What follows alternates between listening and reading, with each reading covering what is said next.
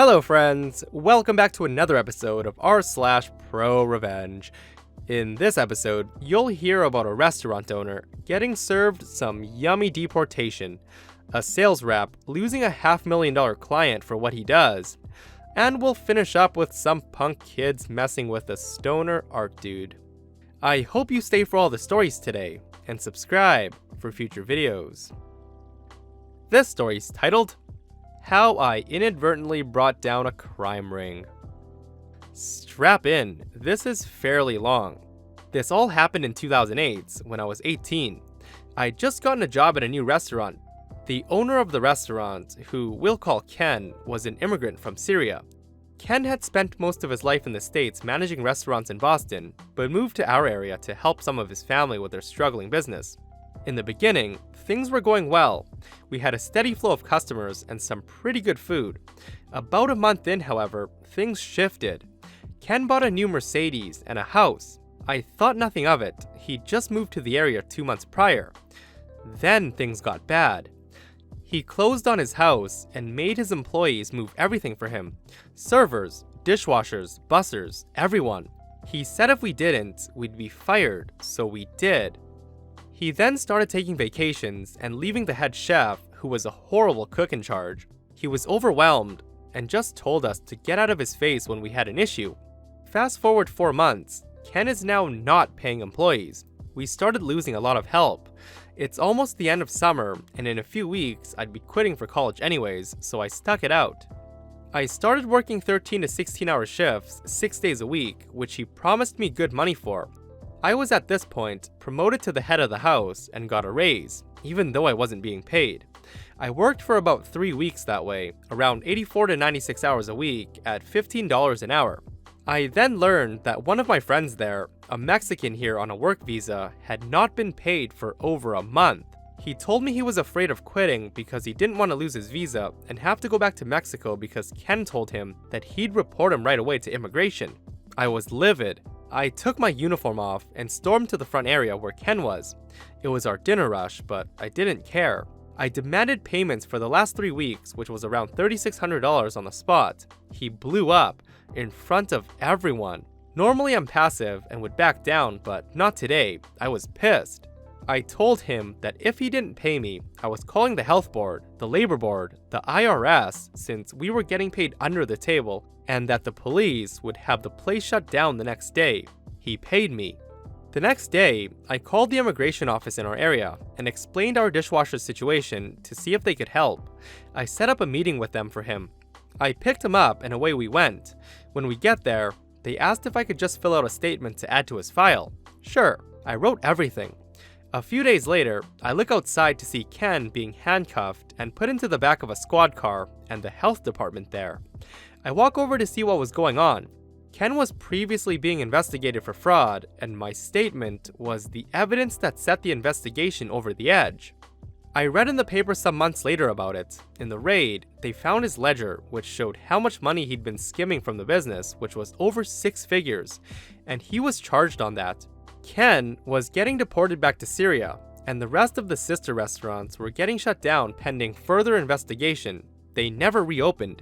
So this is the story about how a fresh 18-year-old inadvertently brought down a minor crime ring in my area because I was pissed that they took advantage of a friend. This story's titled, Measure Wrong and Blame It on the Customer? Prepare to lose a 6-figure client. Hi everyone. This isn't my ProRevenge, but my builders from about 15 years ago when they were building my house. The architect for our house was insistent on sash windows, and the only maintenance-free sash windows that were available in my country at the time were only available from one manufacturer.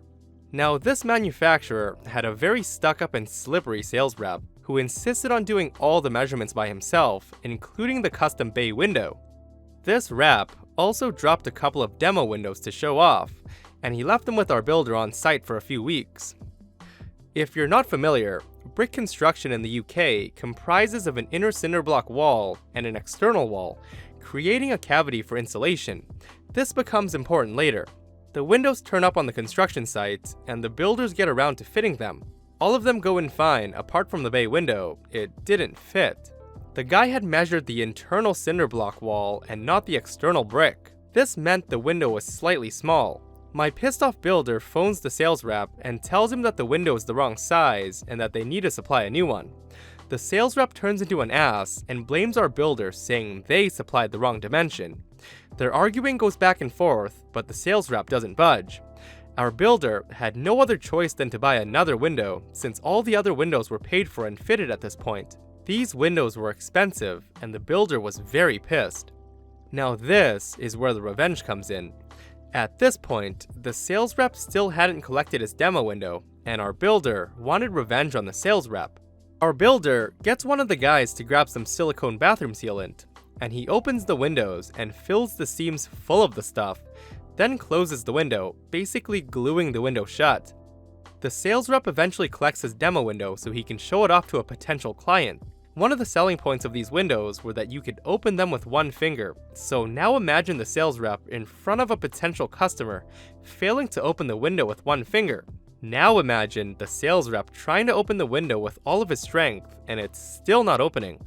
Karma served. The pissed off sales rep eventually figures out that the builder sealed the windows shut. He then calls our builders, screaming at them, going on about how he just lost a $450,000 contract to supply windows to a new building development. The builders at this point were in hysterics, and the butthurt sales rep threatens to sue them. They never got a word off the sales rep in the end. Moral of the story is, own up to your mistakes. This story's titled, The Wrath of the Stoner Art Student. A couple of years ago, my dad had a security system installed that came with 2 cameras to set up. One pointed at the side in the driveway, one pointed at the street by the front door. You can see the cars. It has an app that we installed on our phones that can give us alerts. I also have a shed, and I asked my parents if I could use it for most of my art, as it gets messy. I would always clean up after myself, but paint still stains the carpet, and if I had to smell that tangerine floor cleaner one more time, I was gonna barf. I fixed it up a bit, still looks crappy but it's mine. Took about 2 weeks to set up. We also have a problem of people going through cars. A lot, like ridiculously so. I have a crap Ford Tempo that I never kept anything important in there, so I didn't care. The incident. As I said, I have an art shed, and I'm a student of the visual communication program in my local college. My professor had given us our term assignment, which was basic but fun. Pick a piece that was in the textbook and either write a 10-page essay on it or do a recreation with a 2-page blurb of how you copied the techniques, yada yada. I was stoked because Van Gogh was covered in there, and I wanted to do a piece called Cafe Terrace, as it's a gorgeous piece. And I put a lot of time and effort into this thing, and smoked a lot of weed while doing it. But one night, my phone gives me an alert from the security system while I'm at a small party, and I see a blurry image of the 3 teens running past my side door. I think it's odd, but I wasn't home to check it out immediately. When I get home from being driven by a friend from a party, I get back to see my car door ajar, and roll my eyes because it's annoying but not new. But then I remembered the alert on my phone, and went to check around the house. Check the shed last because there's a lock on it. It'll be fine, right? I live in Canada. Who's gonna break into my shed? When I get to the shed, it's trashed. Lock on the ground. The material that I hung up over the ceiling was ripped and burnt. All works of art I put on the wall were ripped down. My paint was everywhere, and my pastels were stomped on. They even broke my little shitty stool that I nicknamed Hermit. But the worst was my term project was destroyed, cut apart, and repeatedly smashed with my bong. My 9mm glass beaker bong that I got as a present. And 2 weeks before I had to turn that project in. The revenge. I was able to get a week's extension as I emailed my professor and sent him photos, including the security alert, and contacted the police about the destruction of my property. Cleanup was a couple of days, and I did manage to turn my project in on time without the extension by just not going to sleep. First one was better, but hey. I was still pissed though. I kept thinking of ways on how to catch them, or lure them in and scare the crap out of them. So, I left some money in my car's console, left my doors unlocked, and at the front of the house, I turned on the camera, and I kept a bat in the shed and the side door. No guarantee that it'll be the same idiots, but I kept hoping. A few people picked my car, but it wasn't those turds, so I waved it off. A month later, and a few days after my final exams, I'm in the shed at 2 a.m. smoking and sketching something when the alert goes off. It's the front camera, and I see 3 familiar-looking blurs ransacking my car. I grab the bat, and before I set out, I hear them coming towards my shed. I flick the string of lights off, and I let them get closer before I jump out with my bat in hand. One of them screams so loud before they book it, and I run after them trying to scare them away. I'm a bad runner, and I fully expect them to outpace me, but one of them cut across my front lawn and slipped on the wet grass. He biffs it, and I catch up to him, and I grab him by the back of his hoodie with the bat, threatening him. I asked, "Were you the ones that trashed my shed? The fuck's your name?" "Matthew." His name was not Matthew. And I said, "Give me your fucking wallet." This dude throws it, and I let go of him to retrieve it, and he runs off. Whatever. I pocketed my 5, plus what I'm assuming was another $40 of stolen money. I took a look at his wallet, and his high school ID with his real name was there. Facebooked his mom, and told her what happened, and emailed the school as well, mentioning that I was a previous student there, and that I was devastated that this is how the school teaches children. The mom turned up at my door with another mom and an older dude and the 3 turdlings. They had to apologize to me in person, and then one of the moms said, "We'll make sure they get what they deserve," whatever that means. Isn't that nice? Well, that's it for this episode of r/ProRevenge. Thanks for tuning in today. If you enjoyed the stories, be sure to leave a comment and hit that like button.